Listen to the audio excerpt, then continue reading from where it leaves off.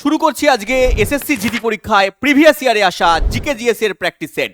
যারা তোমরা আগের ক্লাসগুলো দেখোনি, আগের ক্লাসগুলো অবশ্যই দেখবে, কারণ আমাদের এসএসসি জিডি পরীক্ষায় জিকে জিএস এর পার্ট থেকে টোটাল 20টা কোশ্চেন থাকে, 40টা নাম্বার থাকে এবং এখানে নাম্বার ক্যারি করা কিন্তু অত্যন্ত সোজা।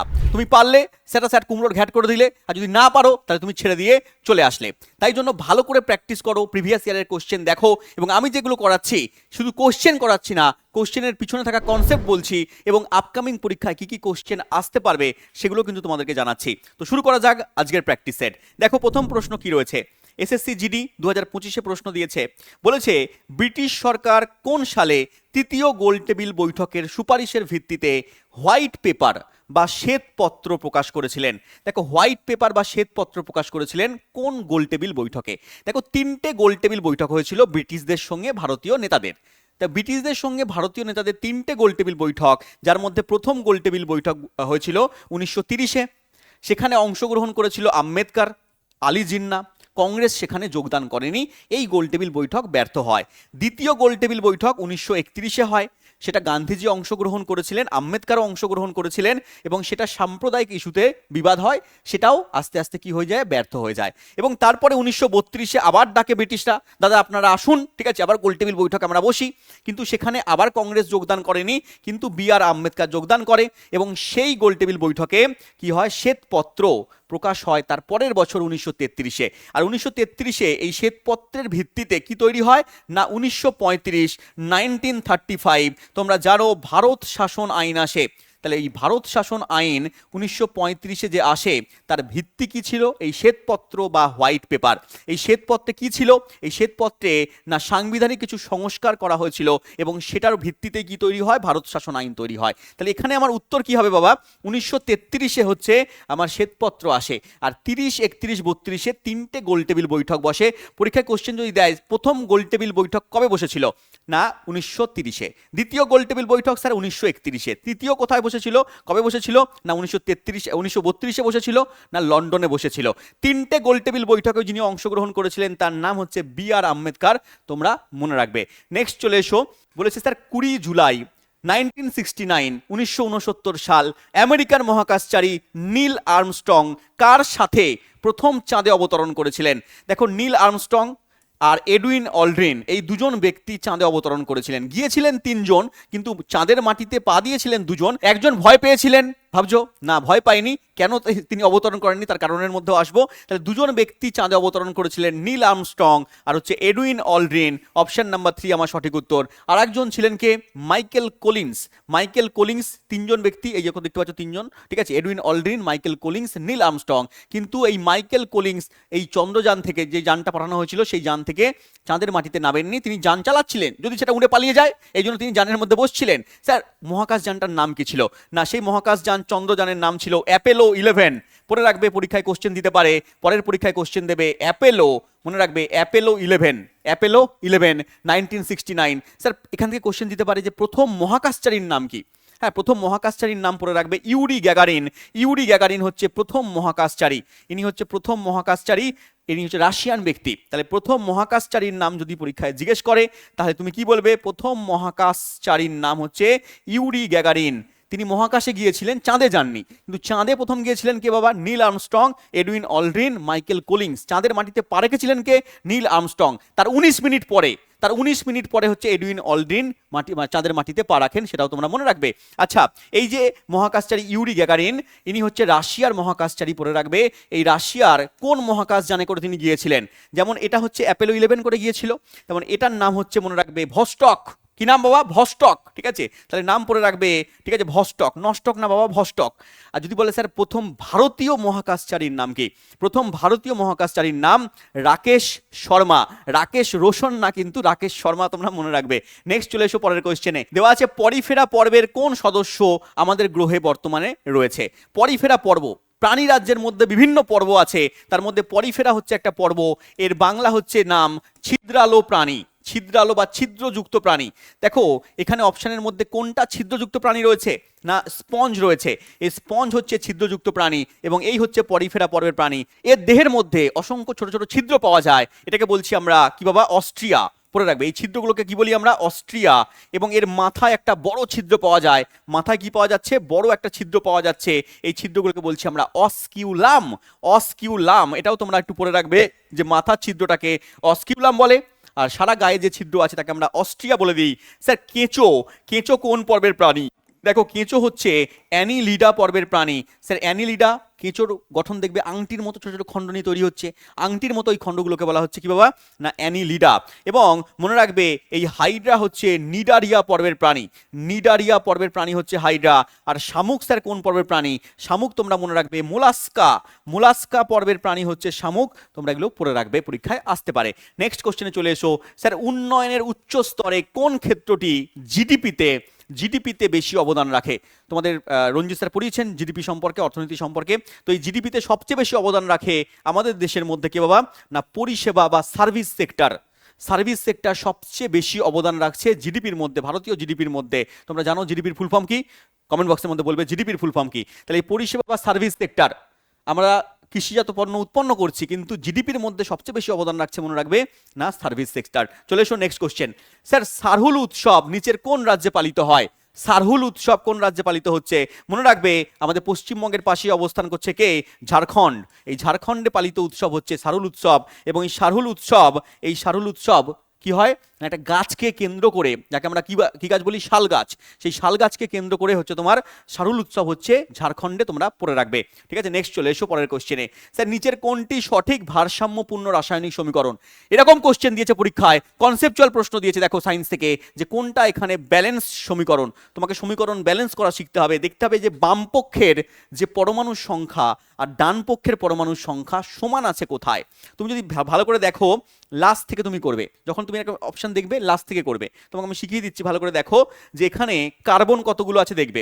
কার্বন দেখো 4 দুগুণে 8টা আছে, কার্বনের সংখ্যা এপাশে 8টা। এবার তুমি দেখো কার্বন এপাশে কি 8টা আছে? এপাশেও দেখো ওই তীর চিহ্নর এপাশে কার্বন 8টা আছে, তাহলে কার্বন আমার মিলে যাচ্ছে। পরেরটা দেখো এখানে হাইড্রোজেন কটা আছে? হাইড্রোজেন এখানে 10 দুগুণে 20টা, ঠিক আছে, আগের সঙ্গে গুণ হয়, তাহলে হাইড্রোজেন এখানে 10 দুগুণে 20টা আছে। তুমি এপাশে দেখো 20টা কি হাইড্রোজেন আছে? তাহলে এখানেও দেখো হাইড্রোজেন আমার 20টা আছে, তাহলে হাইড্রোজেন আমার মিলে গেল। অক্সিজেন দেখো 13 দুগুণে কটা আছে? অক্সিজেন এপাশে 13 দুগুণে 26টা রয়েছে অক্সিজেন। এপাশে দেখো কি 26টা আছে? দেখো 8 দুগুণে 16টা, তাহলে 8 দুগুণে 16টা হলো। এখানেও আছে 10টা আগে থাকা মানে গুণ হয়ে যাওয়া, তাহলে 16 আর 10 26টা মিলে গেল। তাহলে আমার অপশান ডি এখানে সঠিক উত্তর হয়ে গেল।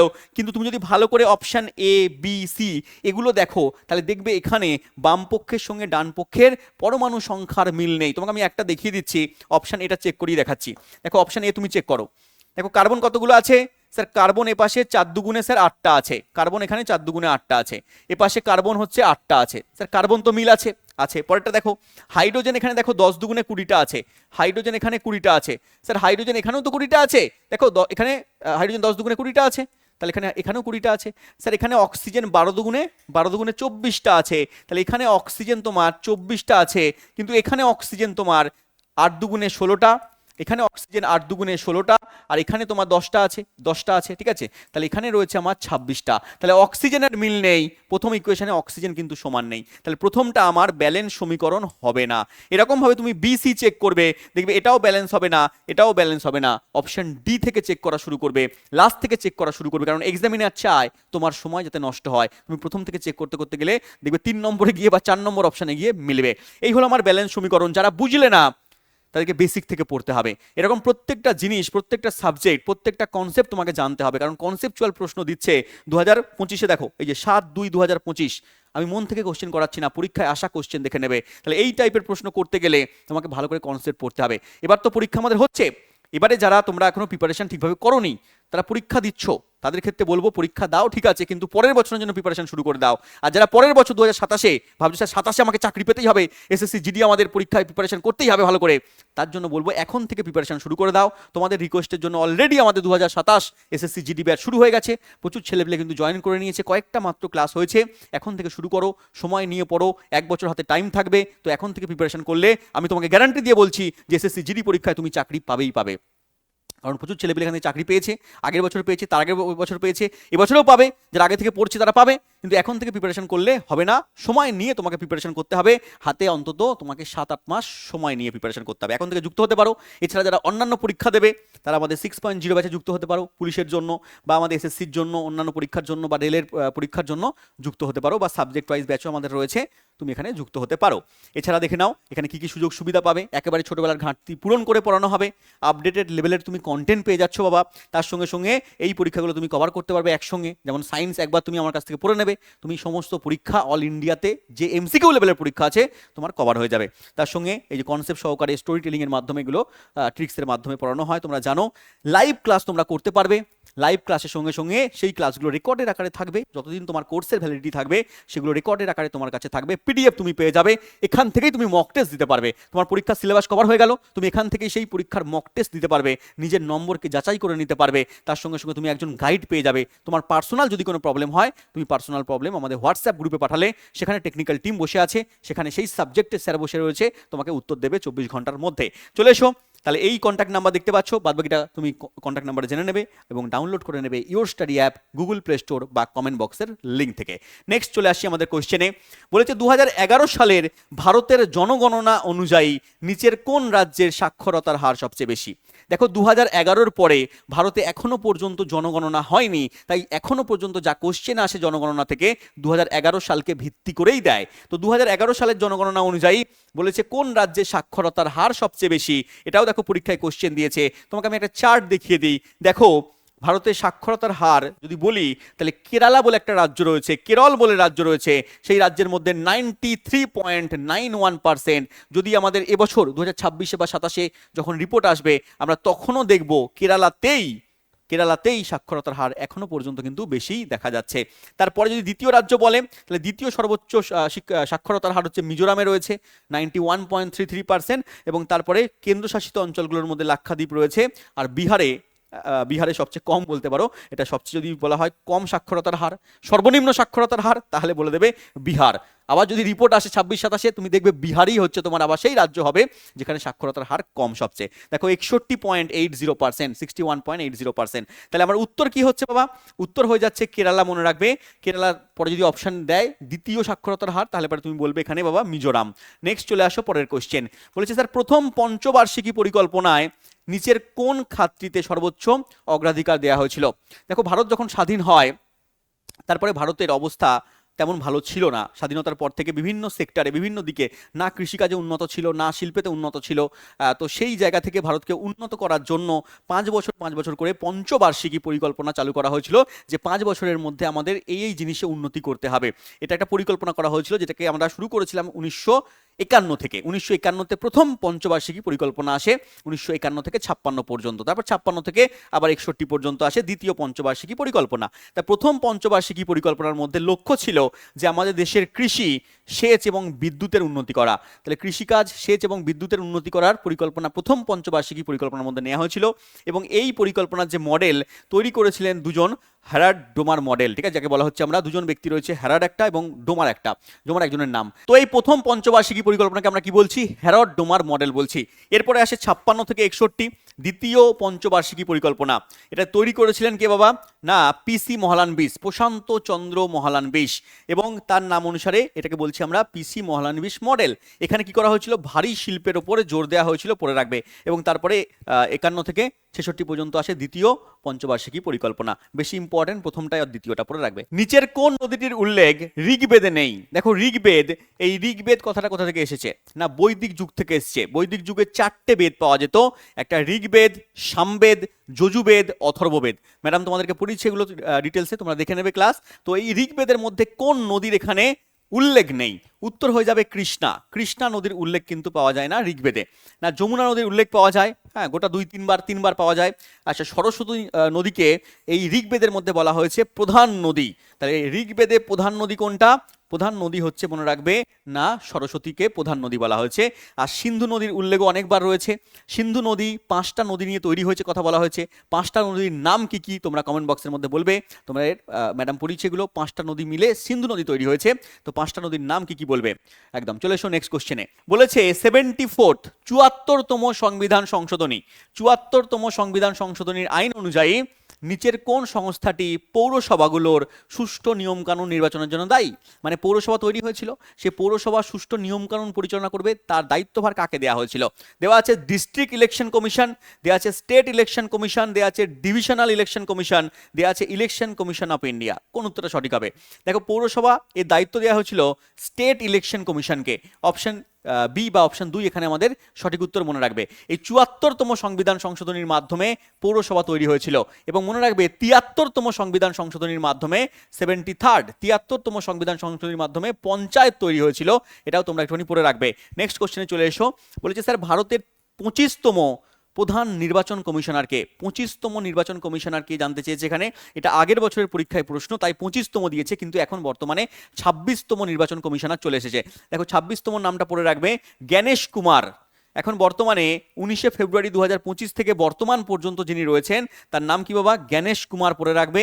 আর যদি বাই চান্স তোমাকে 25 নম্বর বলে, তাহলে তুমি বলবে রাজীব কুমার। দুটোই কুমার, জ্ঞানেশ কুমার, তার আগে কি আছে? রাজীব কুমার। চলে এসো, বাদ বাকিগুলো দেখে রাখতে পারো, কিন্তু ইম্পর্টেন্ট 25তম আর 26তমটা। তাহলে উত্তর আমার কি হচ্ছে এখানে? 25তমর নাম যদি বলে তাহলে রাজীব কুমার বলবে, 26তম বললে কি বলবে? জ্ঞানেশ কুমার। চলে এসো নেক্সট কোশ্চেন। লবণের একটি একক সংকেতে উপস্থিত নির্দিষ্ট সংখ্যক জলের অণুকে কি বলা হয়? দেখো, বিভিন্ন কেলাসে জলের অণু পাওয়া যায়। যেমন তোমাকে আমি বলছি, দেখো, যেমন এখানে আছে কপার সালফেট CuSO4, 5H2O, দেখবে এরকম লেখা থাকে। তাহলে এর মধ্যে জলের অণু পাওয়া যাচ্ছে। বা তোমরা দেখবে ফেরাস সালফেট, এটাকে আমরা ব্লু ভিট্রিয়াল বলি, গ্রিন ভিট্রিয়াল আছে, এরকম বিভিন্ন রকম সংকেতের মধ্যে জলের অণু থাকে। তো বিভিন্ন কেলাসের মধ্যে যে জলের অণুগুলো রয়েছে, এই জলের অণুগুলোকে আমরা কি বলছি? না ওয়াটার অফ ক্রিস্টালাইজেশন। অপশন 4 এখানে সঠিক উত্তর। স্যার, CuSO4 এর নাম যেন কি বললেন? এর নাম হচ্ছে ব্লু ভিট্রিয়ল। পড়ে রাখবে, ব্লু ভিট্রিয়ালের সংকেত অনেকবার পরীক্ষায় দিয়েছে। এটাকে আমরা তুঁতে বলি। কি বলি বাবা?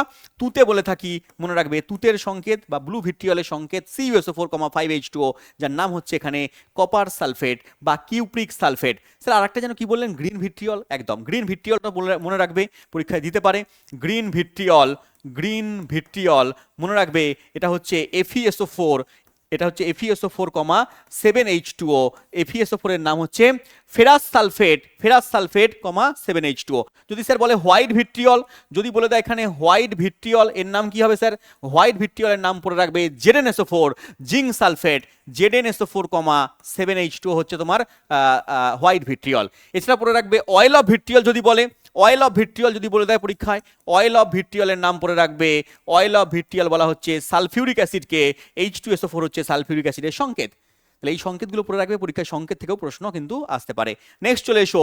বলেছে স্যার, ম্যাগনেসিয়াম হাইড্রক্সাইড হলো একটা অ্যান্টাসিড এবং ল্যাক্সেটিভের একটি সাধারণ উপাদান, যা জনপ্রিয়ভাবে কোন উপাদান নিয়ে তৈরি হচ্ছে? তাহলে দেখবে, আমরা যখন অ্যান্টাসিড খাই, বিভিন্ন রকম গ্যাসের ট্যাবলেট খাই, আমাদের অম্বল হয়ে গেল, ঠিক আছে, আমরা বিভিন্ন রকম গ্যাসের ট্যাবলেট খাই, তো পেটে গন্ডগোল হলো বা চোঁয়া ঢেকুর উঠছে, বমি বমি অম্বল অম্বল উঠছে, ঠিক আছে, তখন আমরা কি করি? না অ্যান্টাসিড খাই। তো সেই অ্যান্টাসিডগুলোর মধ্যে কি আছে? না ম্যাগনেসিয়াম হাইড্রক্সাইড আছে, MgOH গ্রুপ 2। তাহলে দেহে অ্যাসিডের পরিমাণ বেড়ে গেলে পরে আমরা তখন ক্ষার দিয়ে তাকে প্রশমিত করি। তো এই ক্ষার পাওয়া যাচ্ছে কোনটা? Magnesium hydroxide. এটাকে আমি কি বলছি? না মিল্ক অফ ম্যাগনেসিয়া বলছি, মিল্ক অফ ম্যাগনেসিয়া বলছি। কেন বলছি? কারণ এই জলের সঙ্গে গুলে গেলে পারে দুধের মতো সাদা অংশ তৈরি করে, দুধের মতো তৈরি করে বলে এর নাম হচ্ছে মিল্ক অফ ম্যাগনেসিয়া, মনে রাখবে। নেক্সট চলে এসো। দেওয়া আছে ক্রেতা পণ্য এবং পরিষেবা কেনার ক্ষমতা কোথা থেকে পায়? দেখো, ক্রেতা কোনো পণ্য কিনছে বা কোনো পরিষেবা নিচ্ছে, তার ক্ষমতা সে কোথা থেকে পাচ্ছে? অপশন কি আছে? অ্যাডভার্টাইজমেন্ট দেওয়া আছে, এখানে ইনভেস্টমেন্ট দেওয়া আছে, টেস্ট অ্যান্ড প্রেফারেন্স দেওয়া আছে, ইনকাম। কোথা থেকে পাচ্ছে? ইনকাম যদি না হয়, ক্রেতা কোনো পণ্য কিনতে পারবে বা কোনো পরিষেবা নিতে পারবে? তাহলে ইনকাম দরকার। অপশন ডি এখানে সঠিক উত্তর, অপশন 4 সঠিক উত্তর, ইনকাম এখানে সঠিক হয়ে যাচ্ছে। নেক্সট প্রশ্ন। স্যার, সরকারি ক্ষেত্রের উদ্যোগগুলোতে বিলগ্নিকরণ ডিসইনভেস্টমেন্ট একটি প্রাথমিক উদ্দেশ্য কি? দেখো, বিভিন্ন রকম সরকারি প্রকল্প আছে, হ্যাঁ, বিভিন্ন সরকার কি করে? তাকে বেসরকারিকরণ করে দেয়, ঠিক আছে, বিভিন্ন মালিকের হাতে পাঠিয়ে দেয়, প্রাইভেটাইজেশন করে দেয়। তার কারণ কি?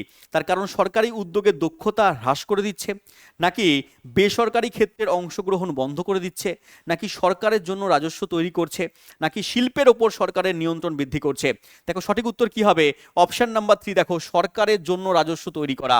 সরকার কি করছে? নিজেদের রাজস্ব তৈরি করার জন্য কর বৃদ্ধি করছে, নিজের ট্যাক্সকে বৃদ্ধি করছে, রাজস্ব পাচ্ছে, সেই কারণের জন্য তাকে বিলগ্নীকরণ করে দিচ্ছে, ডিসইনভেস্টমেন্ট করে দিচ্ছে, বেসরকারিকরণ করে দিচ্ছে, প্রাইভেটাইজেশন করে দিচ্ছে।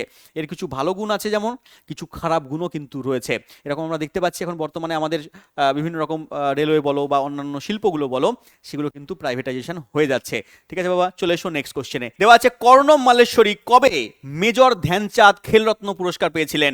তাহলে মেজর ধ্যানচাঁদ খেলরত্ন পুরস্কার পেয়েছিলেন কত সালে? না 1994-95 পেয়েছিলেন। এই কর্ণম মালেশ্বরী কি ছিলেন? ভারোত্তোলক। তিনি হচ্ছে ভারোত্তোলন করতেন, থাকে না বিভিন্ন রকম ভারোত্তোলক দেখবে, তাহলে এই ভারোত্তোলক হচ্ছে তোমার কর্ণম মালেশ্বরী। ইনি হচ্ছে মেজর ধ্যানচাঁদ খেলরত্ন পুরস্কার পেয়েছিলেন। খেলায় সবচেয়ে বড় পুরস্কার হচ্ছে এটা। নেক্সট কোশ্চেনে চলে এসো। বলেছে 1828 সালে ফ্রেডরিক ভোলার কোন অ্যাসিড এবং অ্যামোনিয়া মিলিয়ে ইউরিয়া উৎপাদন পদ্ধতি তৈরি করেছিলেন? দেখো, প্রথম আবিষ্কৃত জৈব যৌগের নাম কি যদি পরীক্ষায় কোশ্চেন দেয়, তাহলে বলবে ইউরিয়া। এই ইউরিয়া তৈরি করেছিলেন বিজ্ঞানীকে? না, ফ্রেডরিক ভোলার। কি কি মিশিয়ে তৈরি করেছিলেন? অ্যামোনিয়ার সঙ্গে কোন অ্যাসিড? না, অ্যামোনিয়ার সঙ্গে সায়ানিক অ্যাসিড মিশিয়ে, অ্যামোনিয়ার সঙ্গে এই সায়ানিক অ্যাসিড মিলিয়ে তিনি তৈরি করেছিলেন অ্যামোনিয়াম সায়ানেট। কি তৈরি করেছিলেন বাবা? Ammonium cyanate. এই অ্যামোনিয়াম সায়ানেটকে উত্তপ্ত করে তৈরি করা হয়েছিল ইউরিয়া। আর যে ইউরিয়া হচ্ছে প্রথম আবিষ্কৃত কৃত্রিম জৈব যৌগ। প্রথম আবিষ্কৃত কৃত্রিম জৈব যৌগের নাম কি বাবা? ইউরিয়া। স্যার ইউরিয়ার সংকেত কি? পরীক্ষা যদি দেয় মনে রাখবে CONH2 গ্রুপ 2। CONH2 গ্রুপ 2 হচ্ছে বাবা ইউরিয়ার সংকেত। এটা একটা জৈব সার হিসেবেও কিন্তু ইউজ করা হয়। নেক্সট চলে এসো পরের কোশ্চেন। দেওয়া আছে নিচের মধ্যে কে ভারতের প্রথম রূপান্তরকারী ভারতনাট্যম নৃত্যশিল্পী এবং প্রথম রূপান্তরকারী মহিলা, যিনি 2019 সালে পদ্মশ্রী পেয়েছেন এবং ভারতনাট্যমে অবদানের জন্য তাকে সম্মানসূচক ডক্টরেটও দেওয়া হয়েছে? কে বাবা? তার নাম হচ্ছে, তোমার মনে রাখবে, নর্তকী নটরাজ। অপশন নাম্বার 4 সঠিক উত্তর, নর্তকী নটরাজ, যিনি প্রথম রূপান্তরকারী ভারতনাট্যম করেছেন এবং তিনি প্রথম হচ্ছে তোমার ডক্টরেট, সাম্মানিক ডক্টরেট ডিগ্রিও লাভ করেছিলেন, পদ্মশ্রী পেয়েছিলেন 2019 সালে। ইম্পর্টেন্ট পড়ে রাখবে। পরের প্রশ্নে চলে আসো। বলেছে কোন শিল্পকে একটি সেবা শিল্প, সার্ভিস ইন্ডাস্ট্রি হিসেবে বিবেচনা করা হচ্ছে বা গণ্য করা হচ্ছে? কি দেওয়া রয়েছে অপশানে? নির্মাণ শিল্প, বস্ত্র শিল্প, লোহা ইস্পাত শিল্প, পর্যটন শিল্প। কি উত্তর হবে বাবা?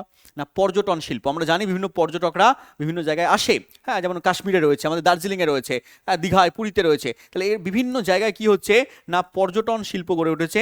তাদের কাজই হচ্ছে তোমার মানুষকে সার্ভিস দেওয়া, মানুষকে সেবা দেওয়া। বিভিন্ন জায়গা থেকে লোকেরা আসছে এখানকার মনোরম পরিবেশকে উপভোগ করার জন্য, বিভিন্ন জীবজগৎকে দেখার জন্য। তাহলে সেখানে এসে তাদেরকে সার্ভিস দিচ্ছে। পর্যটন শিল্প গড়ে উঠেছে পুরোপুরি। এটা একটা কি বাবা? Service industry. নেক্সট চলে এসো। বলেছে কত সালে 86তম সংবিধান সংশোধনীর মাধ্যমে সংবিধানে 11তম মৌলিক কর্তব্য যুক্ত করা হয়েছিল? তাহলে 11তম মৌলিক কর্তব্য যুক্ত করা হয়েছিল 86তম সংবিধান সংশোধনীর মাধ্যমে। সালটা কত বাবা? সালটা হচ্ছে 2002 সাল। 2002 সালে কি বলা হয়েছিল? 2002 সালে বলা হয়েছিল যে এই সংশোধনীর মাধ্যমে তৃতীয় একটা ভাগ যুক্ত করা হবে, থার্ড পার্ট, তৃতীয় ভাগ যুক্ত করা হবে। এবং এখানে 6 থেকে 14 বছরের সমস্ত শিশুকে বিনামূল্যে শিক্ষাদান করতে হবে। 6 থেকে 14 বছরের সমস্ত শিশুকে। এটা চালু করতে টাইম লেগেছিল 1 এপ্রিল 2010। 2002 সালের আইন চালু করতে টাইম লেগে গেছে 2010, তোমরা মনে রাখবে। এবং এখানে একটা আর্টিকেল যুক্ত করা হয়েছে, সেই আর্টিকেলের নাম তোমরা কমেন্ট বক্সের মধ্যে বলবে যে কোন আর্টিকেল যুক্ত করা হয়েছিল 86তম সংবিধান সংশোধনীর মাধ্যমে। নেক্সট চলে এসো। ভারতের প্রতিবেশী দেশগুলোর মধ্যে নিচের কোনটির রাষ্ট্রীয় ধর্ম ইসলাম? দেখো, এই কোশ্চেনও পরীক্ষায় দিয়েছে। কোনটি রাষ্ট্রীয় ধর্ম ইসলাম? ভারতের যে প্রতিবেশী দেশগুলো রয়েছে চারপাশে, তার মধ্যে ইসলাম ধর্মযুক্ত দেশের নাম কি? শুনলে হাসি পাবে, ভারতের থেকেই তৈরি হয়েছে আর ভারতের বিরুদ্ধে আবার আঙুল তুলে কথা বলে। তার নাম হচ্ছে আমাদের পাকিস্তান। পাকিস্তান হচ্ছে আমাদের ভারত থেকেই তৈরি হয়েছে। তোমরা জানো যে 15 আগস্ট ভারত যখন স্বাধীন হয় 1947 সাল, তখন ঠিক তার আগের দিনকে 14 আগস্ট 1947 পাকিস্তান স্বাধীন হয়ে যায়। এবং ভারতই তখন মানে একটা দেশই ছিল ভারত। তারপরে কি হয়, দুটো খণ্ডে ভাগ হয়ে যায়, একটা ভারত, একটা পাকিস্তান। আর পাকিস্তানের মধ্যে দুটো পার্ট হয়, একটা পশ্চিম পাকিস্তান, একটা পূর্ব পাকিস্তান। এই পশ্চিম পাকিস্তান আবার পূর্ব পাকিস্তান পরে দুটো ভাগ হয়ে যায় 1971 গিয়ে। পশ্চিম পাকিস্তান হয়ে যায় পাকিস্তান, আর পূর্ব পাকিস্তান হয়ে যাচ্ছে বর্তমানের আমাদের বাংলাদেশ। এই বাংলাদেশ এখন ভারতের বিরুদ্ধে কি করছে না, আঙুল তুলে কথা বলার চেষ্টা করছে। তাহলে এই পাকিস্তান, এই বাংলাদেশ, এই ভারত আগে একসঙ্গে ছিল, আজকে পাকিস্তান আলাদা হয়ে যায়, সেই পাকিস্তান থেকে আবার পাকিস্তান আর বাংলাদেশ হয়ে যায়। ক্লিয়ার? চলে এসো নেক্সট কোশ্চেনে। একটি বৌদ্ধ গ্রন্থ অনুসারে 6ষ্ঠ থেকে 4র্থ খ্রিস্টপূর্বাব্দের মধ্যে প্রাচীন ভারতে কতগুলো মহাজনপদ নামক প্রজাতন্ত্র বা রাজত্ব করেছিল। মানে বলেছে যে খ্রিস্টপূর্বাব্দ মানে খ্রিস্টের জন্মের আগে খ্রিস্টপূর্বাব্দ বলে, আর খ্রিস্টের জন্মের পরে হচ্ছে খ্রিস্টাব্দ বলে। তো খ্রিস্টের জন্মের আগে ষষ্ঠ থেকে চতুর্থ খ্রিস্টপূর্বাব্দ আস্তে আস্তে কমতে কমতে আসে, ঠিক আছে। হ্যাঁ, 600 খ্রিস্টপূর্বাব্দ, তারপরে আসে 500, তারপর 400, তারপর 200, 100, এরকম করে শূন্য আসে, তারপরে আস্তে আস্তে বাড়তে বাড়তে 100 200 করে আস্তে আস্তে আজকে 2026 সাল। তো এরকম করে করে খ্রিস্টপূর্বাব্দ কত বলেছে, ষষ্ঠ থেকে চতুর্থ খ্রিস্টপূর্বাব্দের মধ্যে এই ভারতে কতগুলো মহাজনপদ ছিল। তোমরা ইতিহাস পড়লে জানবে যে 16খানা মহাজনপদ ছিল। 16খানা মহাজনপদের নাম তোমরা অনেকে পড়েছো, দেখবে মগধ সবচেয়ে বৃহত্তম মহাজনপদ ছিল কি বাবা, মগধ, ঠিক আছে। তারপরে কি রয়েছে এখানে, অঙ্গ, কাশী, কোশল, ব্রিজি, ঠিক আছে। এগুলো তোমরা নামগুলো পড়বে, ম্যাডাম তোমাদের ডিটেলসে পড়িয়েছেন। এখন বর্তমানে তাদের অবস্থান কোথায়, বিহারে রয়েছে। মগধের অবস্থান কোথায় না বিহারে, যে পাটনা রয়েছে, গয়া রয়েছে, ওই জায়গাটা আগে ছিল কি বাবা, মগধ ছিল। তাহলে এগুলোর নামগুলো একটুখানি করে পড়ে রাখবে। তাহলে ভারতের মধ্যে এরকম ভাবে 16খানা মহাজনপদ ছিল, এবং 16খানা মহাজনপদের নাম তোমরা একবার রিডিং করে রাখবে। নেক্সট চলে এসো, একটি নতুন ক্রিকেট বলের ওজন আদর্শ অবস্থায় 155.9 গ্রামের কম হবে না, এবং কত গ্রামের গ্রামের বেশি হবে না। তাহলে কোনো একটা ক্রিকেট বলের ওজন তোমরা দেখবে, যে হোয়াইট বল ক্রিকেট হোক বা রেড বল ক্রিকেট হোক বা পিঙ্ক বল ক্রিকেট হোক, সেই ক্রিকেট বলের যে ওজন সেটা 155.9 গ্রামের কিন্তু কম হবে না। আর কত গ্রামের বেশি হবে না, না 163 গ্রামের বেশি হবে না, 163 গ্রামের বেশি হবে না। কিন্তু মহিলাদের ক্ষেত্রে কি করা হয়, মহিলা যে ক্রিকেট তরিকারে আবার নেই, হ্যাঁ, কিন্তু মহিলাদের ক্ষেত্রে কি করা হয়, যে মহিলা ক্রিকেট টিম রয়েছে, তারা যখন খেলে তাদের ক্ষেত্রে বলের ওজন একটু কম করে দেওয়া হয়, 140-এর আশেপাশে করা হয়, 140 গ্রামের আশেপাশে কিন্তু তাদের ক্রিকেট বলের ওজন, মনে রাখবে। নেক্সট চলে এসো, বলেছে নীল নদ যা ড্যাশে অবস্থিত দীর্ঘকাল ধরে বিশ্বের দীর্ঘতম নদীর নাম কি বাবা, নীল নদ, এবং এর দৈর্ঘ্য 6695 কিলোমিটার। এর দৈর্ঘ্যটা পড়ে রাখবে, ডাইরেক্ট তোমাকে কোশ্চেন দিতে পারে যে বিশ্বের দীর্ঘতম নদীর নাম কি, বা নীল নদের দৈর্ঘ্য কত, ঘুরিয়ে কোশ্চেন করতে পারে। তাহলে প্রশ্ন থেকেও কিন্তু উত্তর আসে, মনে রাখবে। তাহলে বলেছে নীল নদ যা ড্যাশে অবস্থিত, কোথায় অবস্থিত, দক্ষিণ আমেরিকা, উত্তর পূর্ব আফ্রিকা, উত্তর এশিয়া, পশ্চিম ইউরোপ। দেখো আফ্রিকা হচ্ছে তোমরা জানো আফ্রিকায়, উত্তর পূর্ব আফ্রিকা থেকে উৎপন্ন হচ্ছে আমাদের নীল নদের তোমাদের এর রয়েছে, এখানে দেওয়া আছে 11খানা দেশের মধ্যে দিয়ে প্রবাহিত হচ্ছে। ছবি একবার দেখে নেবে, 11খানা দেশের নাম একবার রিডিং তোমরা পড়ে নেবে।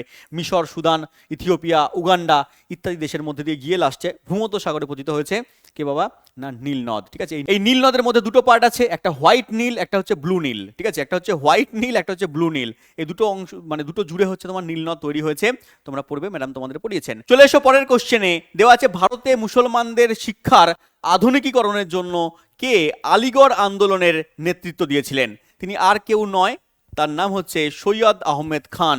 মনে রাখবে তিনিই প্রথম কি করেছিলেন, মুসলমানদের জন্য প্রথম হচ্ছে তোমার ওরিয়েন্টাল, ঠিক আছে, ওরিয়েন্টাল কলেজ, যাকে আমরা বলছি মোহামেডান অ্যাংলো ওরিয়েন্টাল কলেজ তৈরি করেছিলেন 1875 সালে, এবং এইটাই পরবর্তীকালে নামকরণ হয়ে যায় আলিগড় ইউনিভার্সিটি।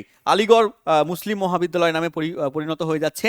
আলিগড় মুসলিম মহাবিদ্যালয়ে আগে কি নাম ছিল বাবা, যদি পরীক্ষায় দেয় মনে রাখবে মোহামেডান অ্যাংলো ওরিয়েন্টাল কলেজ। তৈরি হয়েছিল 1875 সালে। করেছিলেন কে, না স্যার সৈয়দ আহমেদ খান, মনে রাখবে।